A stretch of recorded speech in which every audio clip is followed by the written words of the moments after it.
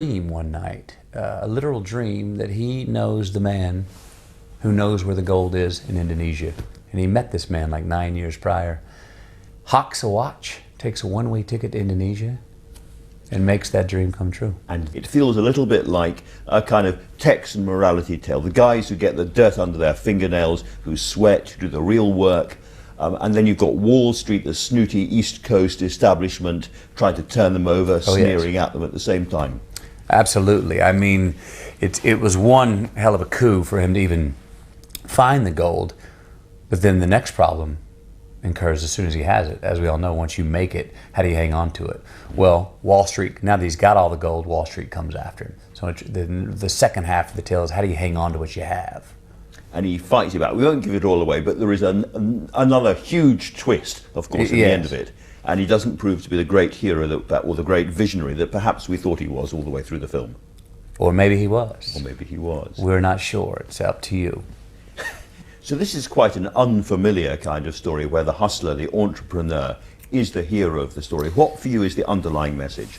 The underlying message would be there's a difference between money and gold. This is really, for Kenny Wells, for the guy I played, for this real man, this was not about greed. This was about a dream, chasing it down, to pull it off, to stick it to the man, to prove him wrong. But gold, that's the gold. That's the gold. Gold turns everybody mad eventually. It turns a lot of people mad in this. More people than you probably think going into it, or maybe less by the end. You're not sure who's really mad at the end. For quite a lot of this film, I sort of thought this is not Trump's America, but this is small-time, central, redneck America sticking one up to the snooty East Coast and the elites, as it were. Sticking it to the man, for sure. I mean, it's an underdog story. This is the guy that nobody bets on. This is like millions of people in the world, not billions, that get out of bed every day and don't have a ticket to the American dream, that are going to have to hustle their way in the back door, the side door, come down the chimney, and be an entrepreneur and make it their own way, by hook or by crook. Okay, so every single American actor or arty type who comes over to London dumps on Trump. You all completely hate him. Do you think it's time that maybe Hollywood and the cultural elite of America gave this guy a break? Well, they don't have a choice now. He's our president. And it's very dynamic and as divisive of an inauguration in time that we've ever had. At the same time, it's time for us to embrace, shake hands with this fact, and be constructive with him over the next 4 years. So anyone, even those who most strongly may disagree with his principles or things he's said and done, which is another thing. We'll see what he does compared to what he had said.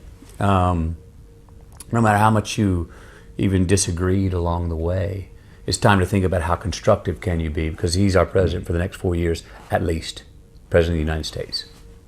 Let me ask you about the other way that a lot of people in Britain know of you, which is through True Detective. And Rusty there is kind of cynical, materialistic, pessimistic, and so forth. I just wonder, unlike a film, to make a big long series like True Detective, you must inhabit that character for a very long period of time. To what extent does Rusty rub off on you, and to what extent are you different? I mean, philosophically. Well, philosophically, I'm a lot on the same page. But me personally, I'm a believer in God. Rustin was not. But one great thing about a long series like that is it's a 450-page script. Instead of a film, it's close to 120. You have a longer first act of development of character.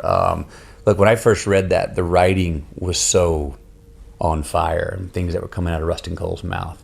Whether I agreed with him or didn't, I loved what he was saying. The writing is beautiful. Beautiful writing. What do you know about these people?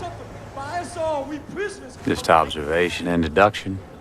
See a propensity for obesity, poverty, a yen for fairy tales.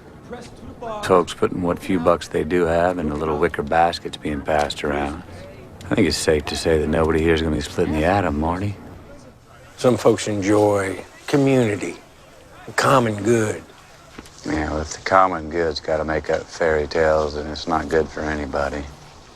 And you and Woody Harrelson were very early in terms of stepping to one side from a Hollywood career and going to a Yeah. big, long-form television series. And look how many they're doing now. You know, and a lot of that's from the success of that first season of True Detective that Woody and I did. Absolutely. I saw you smiling, remembering it. Is the attraction simply the long-form aspect of it, immersing yourself in a Now, way? the attraction's a good story, great story, great character. And when I had only done films, and if you go back 20 years or even less, there's a bit of a taboo to go from film to the small screen. Yeah. And I'm happy to say that when this came across my desk 4 or 5 years ago, I thought about that. I considered that for about 5 seconds. And my agent and I said, look at the material. It's outstanding. Look at the character. It's outstanding. I don't give a damn what screen it's on. And today, some of the best stories are being told on the small screen. They certainly are. Matthew Mcconaughey, thank you very much for joining us. Absolutely.